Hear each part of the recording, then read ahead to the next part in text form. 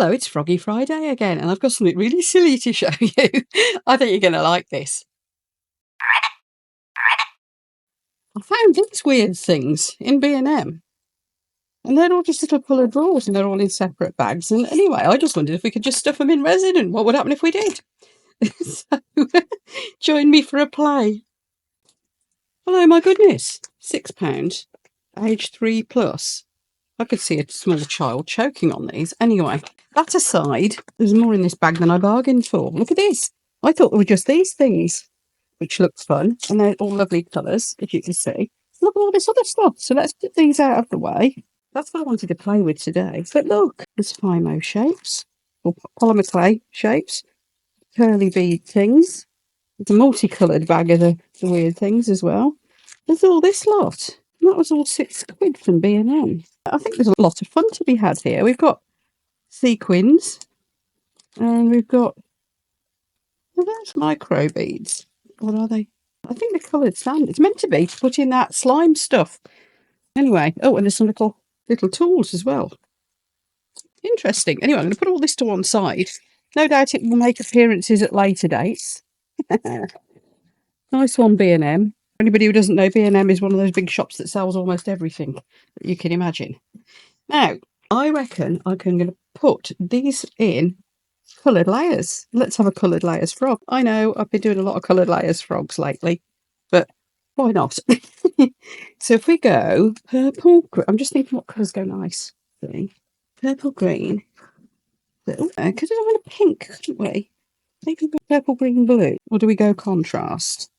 Oh no, purple, green, blue. Blue, green? Oh, that's nice, isn't it? Let's go purple, blue, green. Right, you need to get this in some resin, and I have a horrible feeling these are going to get bubbles stuck all over them. So I shall be getting my little debubbler on the go. The frog mould, by the way, is from IntoResin, and I'm going to get my little ISTOYO Debubbler out. You've only seen this before, folks. Not with me, anyway. Let me just bring the camera back up a bit. There we are. You can see all the clutter and mess around my desk, but I did want to show you this. So, there's a bit of a product review in amongst this. I'll do a separate proper review video somewhere.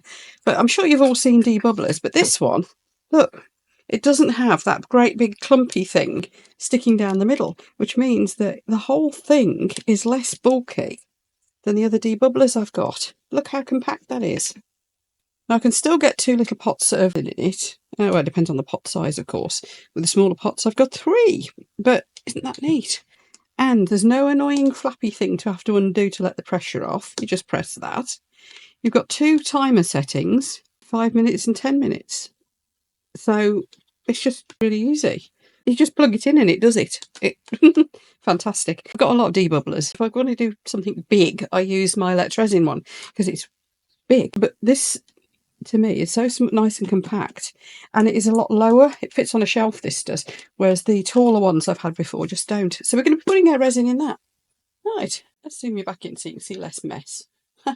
Right, I'm going to get the resin mixed up, and I'm going to cut these bags open, and we're going to mix up a little bit at a time. And yes, I am going to risk putting these things in here and see what happens, because I want to make sure there's no bubbles stuck to the actual little balls. We're going to want a bunch of cuts. First of all, let's get the resin mixed up. Right, this is Apex High Gloss. Because it's warm in here, this resin has gone a little bit runnier than it usually is, but it's a normal 1-to-1. I think it is as a, not all purpose, but a most purposes type of resin. Dead easy to use, dead reliable. It does tend to debubble on its own anyway. But because we're doing this, I am going to be... I will put it through the debubbler. Whatever I put in it, the bubbles stick to. So I think these will probably float as well. We'll see. Let's get some pots to put these in. I think they're polystyrene, so they're going to float, aren't they? The static's making them stick to the... Look, see the static making them fly around? That might be enough to fill the whole frog, actually. I think they're going everywhere. I think I've put too many in there. Tell you what, let's fill the whole frog. Well, let's see how far that goes. I will put a bit more resin in. It's really hard to judge when you're putting something as bulky as this in it. Now, the question is, if these are polystyrene, will the resin make them go all funny? Because I know certain glues, don't they? Well, let's see what happens. Right, off the lid, in with a little pot, on with the lid, on. How hard can it be? Right, that's 5 minutes. And I'm going to sit and watch it. I'll let you know if anything exciting happens. Thank you to ISTOYO for sending me this to play with, by the way. It is one of my favourite new gadgets of the year. It's lovely. So my one bit of feedback to ISTOYO is the beeping is really annoying. If we can reduce the beeping, that would be good. You'll see what I mean any moment now. All you do to release it is press that, and it keeps beeping. See? That's annoying. If it has to beep, can it beep less? Or not as loud? Anyway, I won't make you listen to that all the way through. So what it's done, it only beeps for 30 seconds, but what it's done is it's released it at a nice gentle speed. Oh, they haven't burst. So that it gradually lets the bubbles out. And that, I believe, my friends, has worked. Look at that. Right, I'm going to pour it in. Now what's going to happen, I think, is that all these bubbles will float. All these balls will float. And therefore, there probably won't be any in these extremities. Well, there is room for a bit more. Should we do the green ones at the bottom? Or should we just do them all purple balls? I don't know. They're floating, but I think I've got them wedged in enough. You know what? I'm just going to fill the rest up. Let's just go purple. And then I might do a green one later. I don't know. Or a rainbow one. I do know one thing I'm going to do, though. Should we add a little bit of sparkle? This is just super sparkle white. I just thought it might be a little bit of fun. And because I'm putting it in the last layer, it may or may not permeate down. I don't know. Right, a few more balls. And again, I'll put it through the debubbler and I'm just going to pour this in. By the way, there's links for everything I'm using except for these. Because I don't know whether they'd be in the B&M online store. I don't know, I'll have a look. If not, do forgive me. But I'm sure you can find them in the kids sections of your local bargain stationery type stores, because it's that sort of thing. I found it in amongst things like kids' paints and stuff. But I'll put your links for everything that I can put links for down in the video description for you. Right, just going to chuck this in the debubbler and pour it in. That little tiny bit of sparkle, hopefully, will work its way through all of it a little bit. Don't know. Anyway, I'll see you in a couple of minutes. We'll tip the last bit in then. Looks like that's looking good. And in we go. So we have established that resin doesn't dissolve polystyrene. I did think it would. I really did. Because I'm sure that's what these are. They're just little polystyrene balls. Now some glues just dissolve polystyrene and it unexpands itself and turns into mush. I thought that's what would happen. Oh, I've got a few left. What am I going to do with them? Kermit mould. See, Kermit's here supervising. He's been watching the bubbles for me. Now, this is going to obviously mean I'm going to end up with a bumpy bottom. And a bumpy bottom is always a bit problematic, is it not? Actually, have I got enough resin in there? The remaining balls, I'm going to chuck them in Kermit. The last bit of resin, I'll mix up a bit of fresh to go in Kermit. Thinking maybe I've got a few too many balls there. Yeah, Kermit, have a few more. There. That's pretty much level with the top, but the resin in it isn't. So I'm just going to mix up a little bit more resin, tip a bit more in. Obviously, Kermit's going to need some. Right, not bothering putting this through the debubbler because we're into the last legs anyway. And as usual, it will degas itself really well, this stuff. Let's see what happens if we don't fill it completely with the resin. Do they float? Like they do. Well, they're polystyrene, so if I'm right, I think they are. And they feel very light, so I'm guessing they will. Kermit mould, you can be the tester. See, these are floating up. I'm sure they are. So that means it's full of resin. Now, what I'm going to do, I need to put something on there to keep it down, don't I? Old mould. Actually, no, heavy mould. Let's put my IntoResin fish mould on it, which I need to clean up by the look of it. It's a sparkly fish mould. There we are. This one I'm just going to top up. Little balls, you see? That's the idea. Right, I'll see you for the demould. And then we'll put some finishing touches on. We'll do his eyes. People have been asking for a quick look at how I do the eyes on these new big IntoResin frog moulds. So I'll show you how I do that. It's very simple. See you later. Okay, so he's kind of worked the matte one. You can just about see the bubbles in the bottom. I've got a load of overspill because where I put the spare mould on the bottom to hold the little balls down, it's kind of spread the resin out. So I've got a lot of trimming to do, but you can weirdly see the little balls through the matte finish mould. So it's sort of worked. Now this one, isn't that great? They all floated up to the top. And my Super Sparkle White has gone everywhere, all under his chin and all over the place. So he's got this sort of sparkle to him. I should have put a bit more in by the look of it, because there's a few places where there's holes.